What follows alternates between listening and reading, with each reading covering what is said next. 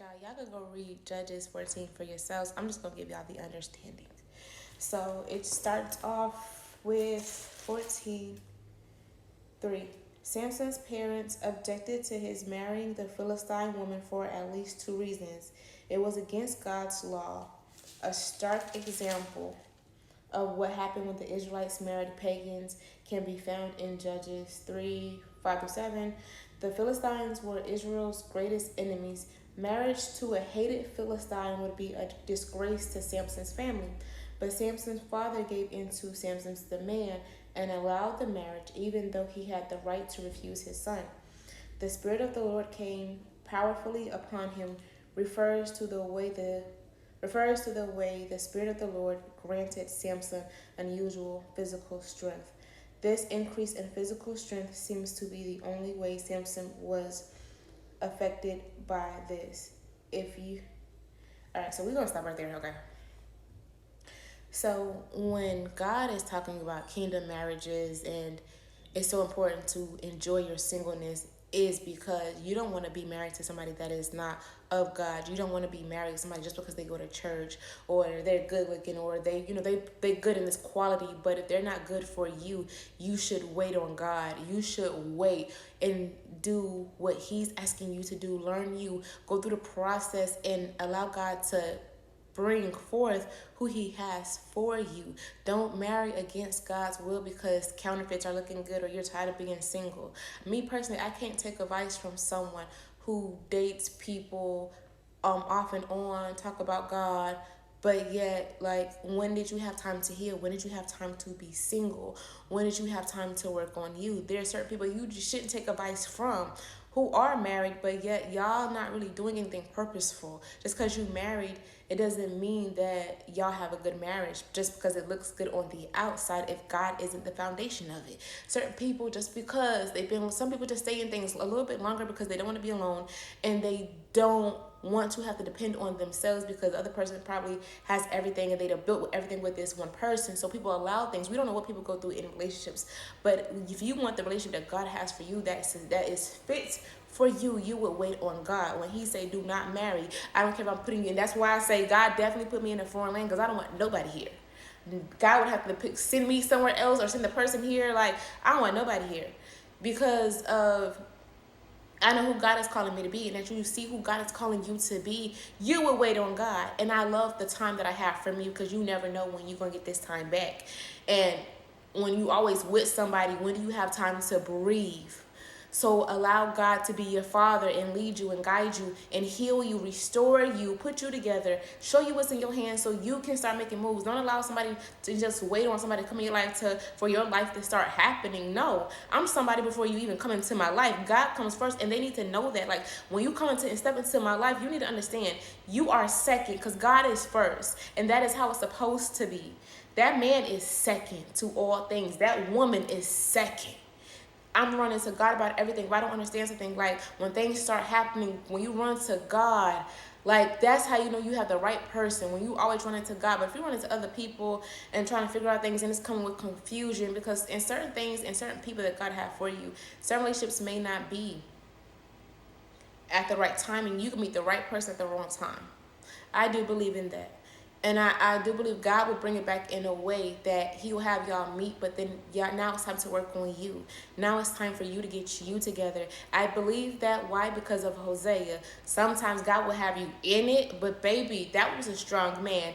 That was a man that was loyal above all things to God to stay in something like that. And I feel like that a lot of y'all, even on the Kingdom Spouse journey, whatever it is, that's something that you really got to hear from God. Don't just be on it because you see what's going on. Don't just be on it because you feel like that, oh, this got to be my person. Because if they're pulling you away from God, that's not of God.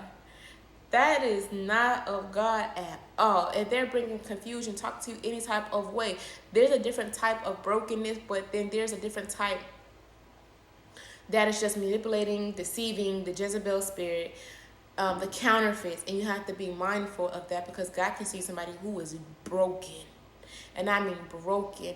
And they can treat you a type of way, but you still have to represent and show God in that character. And that's what Hosea did with Gomer.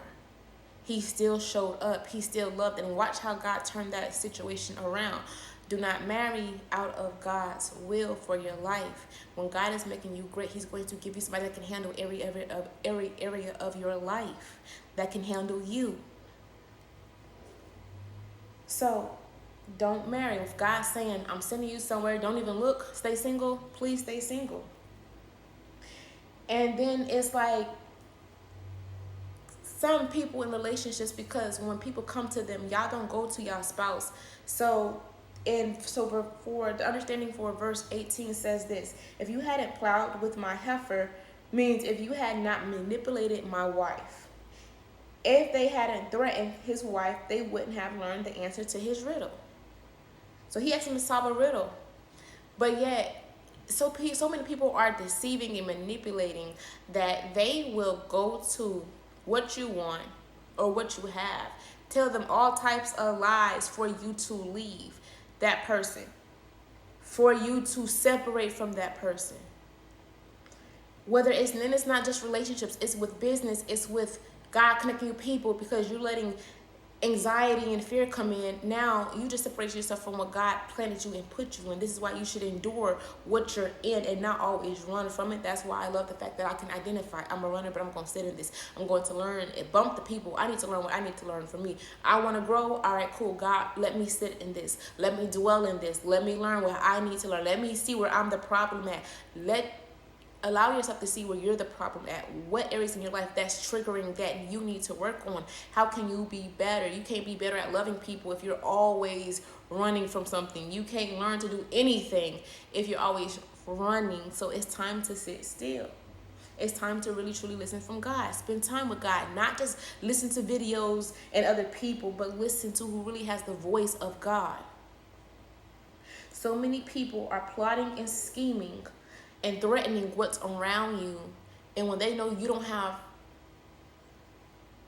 when they know that you're really not focused on God the way that you are, they could come in. But for those that are focused on God, it's easy for them to manipulate your partner, because your partner may not be on the same level.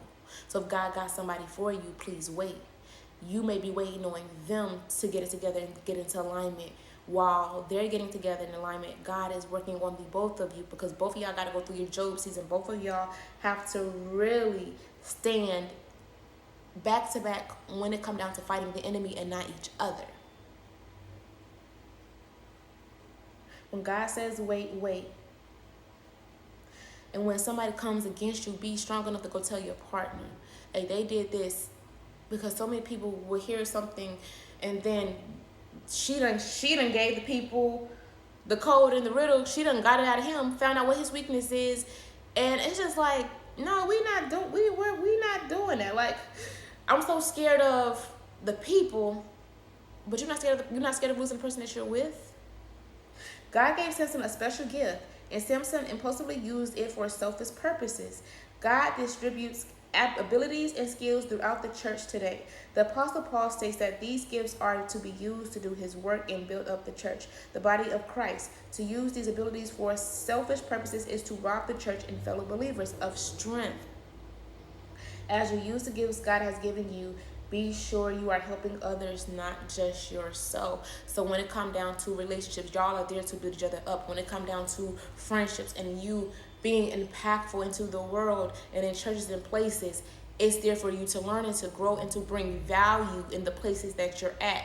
You have to be so committed unto God in this season that it does not make sense. I don't care what others are saying and what others are doing to you.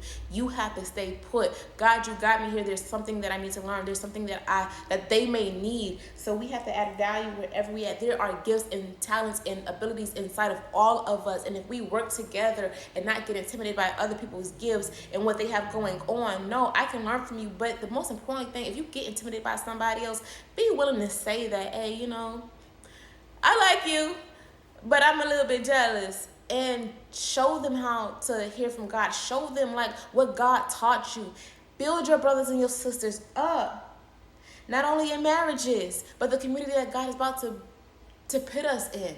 Build up your sisters in Christ so they can be able to lead and be able to be in a situation where you're at. You're a leader. All right, cool. Teach others how to be a leader God's way, not our way. It's time